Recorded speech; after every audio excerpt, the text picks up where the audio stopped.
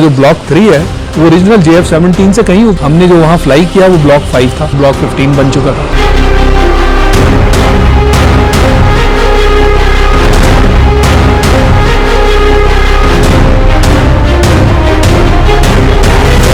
तो जो ब्लॉक 3 है वो ओरिजिनल JF-17 से कहीं ऊपर है। और कुदरती बात है, मेरा अपना चूंकि बैकग्राउंड F-16 का था जब मैं इसका चीफ प्रोजेक्ट डायरेक्टर बनाया गया, तो पहले दिन से ये अप्रोच जो थी ये मेरे बैकग्राउंड में थी कि जब F-16 हम लेकर आए थे तो ब्लॉक बिल्डिंग थी ना, हमने जो वहाँ फ्लाई किया वो ब्लॉक 5 था और जब हम पाकिस्तान ला रहे थे 6 महीने के अंदर ब्लॉक 15 बन चुका था, तो हम ब्लॉक 15 लेकर आए। ब्लॉक बिल्डिंग का मतलब ये होता है कि जहाज़ का जो एयर फ्रेम है वो तो आपने तकरीबन हमेशा के लिए एक बना दिया कि फुल्की उसमें एडजस्टमेंट्स कर सकते हैं, मगर मेजर चीज़ें उसमें बदली नहीं जा सकती। उसमें कुछ ऐड कर सकते हैं, कुछ सब्ट्रैक्ट कर सकते हैं, कोई नई चीज़ लगा सकते हैं, मगर नया जहाज़ बनाना एयर फ्रेम के तौर पे वो फिर एक नया जहाज़ है। तो इसलिए इसके अंदर जो भी आपने आइंदा अपग्रेड करने हैं वो एवियोनिक्स और वेपन्स में करने हैं। आज की दुनिया में असल चीज़ एवियोनिक्स और वेपन्स है, एयर फ्रेम नहीं, क्योंकि आज वो डॉग फाइट का ज़माना ख़त्म हो गया। डॉग फाइट में एयर फ्रेम को बड़ा मनूवरेबल होना पड़ता था, मगर अब डॉग फाइट नहीं है, अब तो आपके BVR आ गए, बियॉन्ड विजुअल रेंज मिसाइल। दुश्मन को खबर ही नहीं कि वो मिसाइल आपने कितने मील दूर से मारा, आप वो मिसाइल मारा, मिसाइल उसकी तरफ चल पड़ा, आप मुंह वापस मोड़े अपने खत्ते की तरफ चल पड़े। इसको फायर एंड फॉरगेट कहते हैं, फायर एंड फॉरगेट। तो अब जमाना फायर एंड फॉरगेट टेक्नोलॉजी में एयर फ्रेम से कहीं बढ़ के एवियोनिक्स और वेपन्स का है। इसमें हर 5 साल बाद अगर आप इनको रिव्यू करें, टेक्नोलॉजी इलेक्ट्रॉनिक्स में आपको पता है कि कंप्यूटर्स का क्या हाल है, आपके टेलीफोन्स का क्या हाल है। 5 साल में वो टेलीफोन ही नहीं रहता, वो इस काबिल नहीं रहता कि आप उसको इस्तेमाल कर सकें। इलेक्ट्रॉनिक्स है ना ये।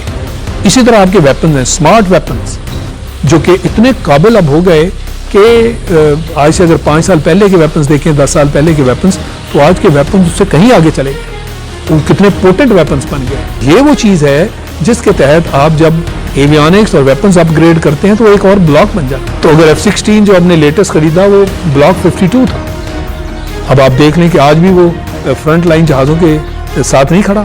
तो ये ब्लॉक बिल्डिंग का मतलब है ब्लॉक्स के जंप जो लगते हैं इसकी कारकर्दगी में, इसको ब्लॉक बिल्डिंग आप कहते हैं। तो इसीलिए मैंने आपसे कहा जनरली आप ये समझ लें कि जो ब्लॉक 3 है ये उस ब्लॉक 1 से कहीं ऊपर चला गया। अब तो एयर फ्रेम को भी बैक सीट मिल गई। आज जो बड़ाई जहाज की है वो उसके एवियोनिक्स और वेपन्स के साथ है, क्योंकि आपके एयर टू ग्राउंड वेपन्स भी जो हैं वो BVR हो गए, beyond visual range of set, उनको आप समझ लें स्टैंड ऑफ वेपन्स हैं। हमने जो पिछली मरतबा बॉम्ब गिराए अपने एरिया में थे, हमने बॉम्ब गिरा दिए जो दुश्मन के इलाके में जाके ज़मीन से टकराए और उन्होंने टारगेट उनके तबाह कर दिए। ये एक्यूरेसी, उसको वो गाइड भी नहीं कर रहा, बस उसको टारगेट दिखाया और फेंक दिया। ये मतलब मीलों की अब बात करें, अब आपको वहां नहीं जाना पड़ता बॉम्ब गिराने के लिए। ये सारी आपकी एवियोनिक्स और आपके वेपन्स का कमाल है। इसलिए एवियोनिक्स और वेपन्स मिला के एयर फ्रेम से कहीं ज्यादा अहमियत हासिल कर चुके हैं। तो इस नजर से आप देखें ब्लॉक्स को, तो जूं इनमें तरक्की आती जाएगी इलेक्ट्रॉनिक्स में और हथियारों में, ये आपके ब्लॉक जो हैं ये आपको आसमान की तरफ लेते जाएंगे और जो लेटेस्ट जहाज हैं उनके साथ खड़े होंगे। ये जो नाम लिए जा रहे हैं, रफाल है, ग्रिपन है, यूरोफाइटर है, ये सारे 4th जनरेशन के जहाज हैं, मगर अभी तक ये पूरी तरह बिके भी नहीं और इनमें इंप्रूवमेंट चल पड़ी है। तो इसलिए इनको आप 4th जनरेशन में दूसरों से के साथ कंपेयर करें। और 5th जनरेशन अभी तक जैसे मैंने आपसे कहा कि सिर्फ 3 मुल्कों ने बनाया है, अमेरिका, रूस, चीन, पाकिस्तान चौथा मुल्क, तुर्की भी है इस रेस में शामिल है। तुर्की JSF-35 अमेरिका से खरीदना चाहता है, पाकिस्तान बनाने जा रहा है। तो ये बड़ा फर्क है। पहले भी जो हमने JF-17 बनाया, कितने मुसलमान ममालिक हैं जहां ये टेक्नोलॉजी कोई भी नहीं है, जैसे न्यूक्लियर वेपन में कोई नहीं था, इसमें भी इब्तिदा हमने की। बल्कि दुनिया में वो 4-5 मुल्क हैं जो जहाज बनाते हैं और उसमें हम भी शामिल हो गए।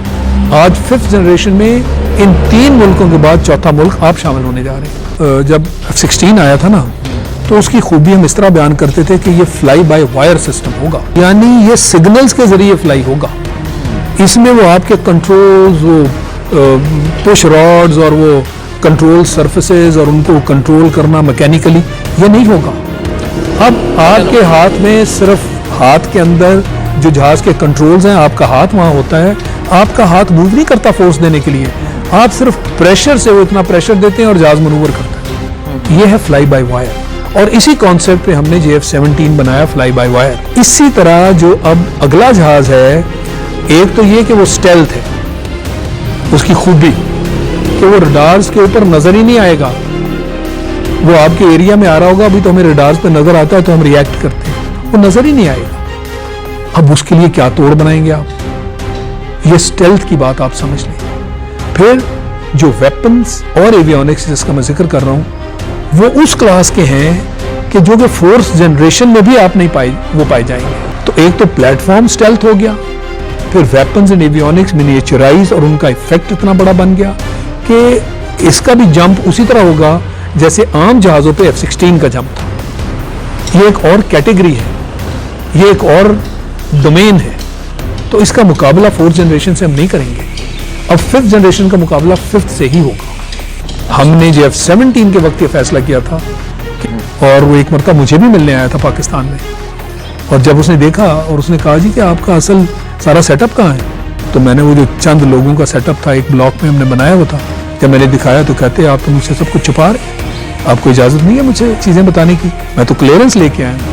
मैंने कहा भाई यही मेरी फोर्स है और यही मेरा सेटअप है, आप ये ना समझे कि आपके 80 इंस्टीट्यूट हैं तो मेरे पास भी कुछ 100 इंस्टीट्यूट होंगे।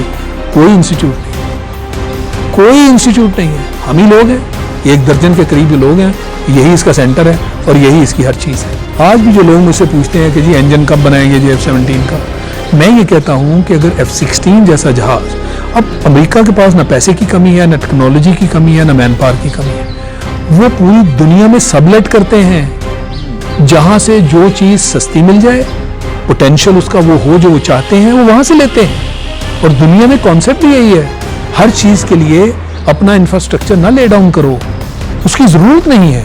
तो रूस में जहाज बनता था, चीन में उन्होंने टेक्नोलॉजी ली, आज चीन बना रहा है, तो मैं तो सिक्योर हो गया ना, तो मुझे क्या जरूरत है ये भागम दौड़ करने की कि मैं चीजें बनाने के पीछे पड़ जाऊं।